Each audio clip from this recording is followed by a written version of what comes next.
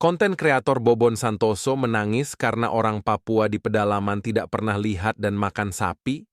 Jadi, apakah karena tidak lihat dan makan sapi, hanya minum air kali dan makan sagu ubi, lantas diasosiasikan sebagai bodoh, miskin, atau tidak beradab? Tentu banyak literatur untuk menggambarkan kondisi ini secara teori. Filsuf dan psikolog Frantz Fanon misalnya menyebut ini sebagai fenomena di mana penjajah bukan saja menjajah secara ekonomi politik, atau bukan saja suatu psikologi rasial bangsa penjajah yang merasa superior, tetapi juga merupakan eksploitasi dan komodifikasi atas identitas dan penderitaan bangsa terjajah.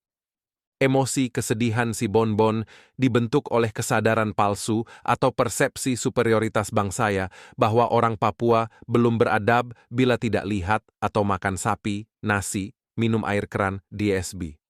Bahkan soal konsumsi lokal, Papua diasumsikan sebagai keterbelakangan. Bahwa standar hidup kolonial adalah satu-satunya ukuran kemajuan dan keadaban yang sah. Hal ini mencerminkan hegemoni budaya dan pemikiran kolonial yang mendasari kesadaran palsu. Padahal orang Papua tidak perlu sapi atau makan nasi agar dibilang beradab, karena tujuan penjajah adalah menghapus dan mengganti identitas bangsa terjajah dengan identitas penjajah.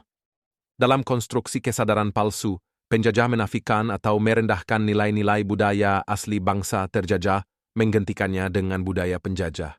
Kedua, otak Bobon Santoso dan bangsa penjajah diproduksi oleh hegemoni, budaya, dan pemikiran kolonial yang bertujuan untuk mempertahankan dan memperkuat struktur dominasinya.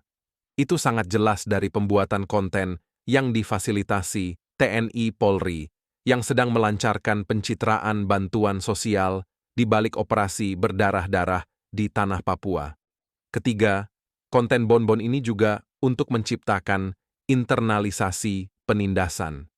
Ini adalah teori Frantz Fanon, di mana bangsa terjajah mulai mengadopsi pandangan dan nilai-nilai yang diimpor oleh penjajah, sehingga mereka merasa bahwa budaya dan identitas mereka sendiri tidak sebanding dengan standar yang ditetapkan oleh penjajah.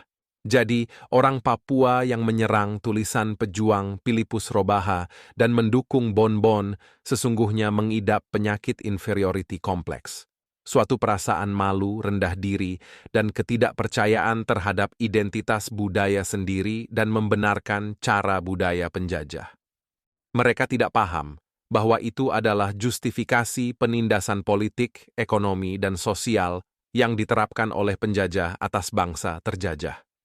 Bangsa Papua merasa bahwa budaya dan identitas mereka sendiri tidak sebanding dengan standar yang ditetapkan oleh penjajah, sehingga mereka mendukung penjajah sambil merendahkan bangsanya. Ini terjadi karena tekanan sosial, pendidikan yang dikontrol oleh penjajah, dan pengaruh media yang mempromosikan gambaran yang merendahkan tentang budaya bangsa Papua. Keempat, ketika kesadaran palsu bangsa penjajah sudah terbentuk, secara individu atau kolektif penjajah mengkomoditaskan ras penderitaan bangsa terjajah untuk keuntungan ekonomi.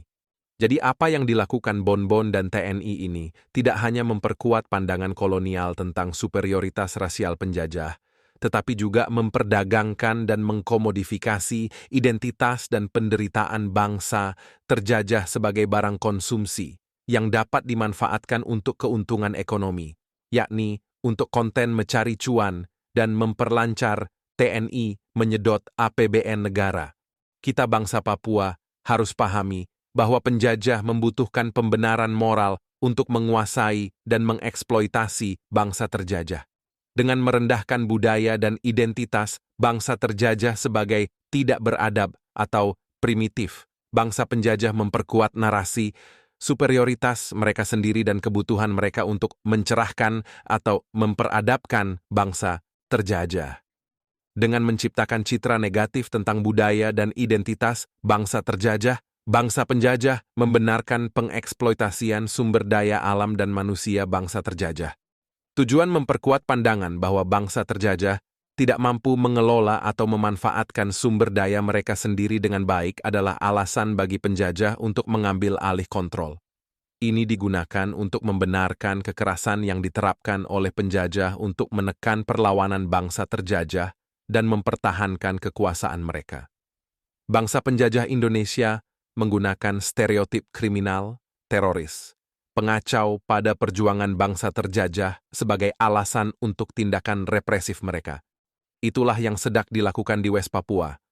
Karenanya, kita bangsa Papua mesti membangkitkan kesadaran akan identitas budaya kita sendiri, menolak pandangan merendahkan yang diimpor oleh penjajah, dan memperjuangkan pembebasan dari hegemoni budaya dan politik kolonial.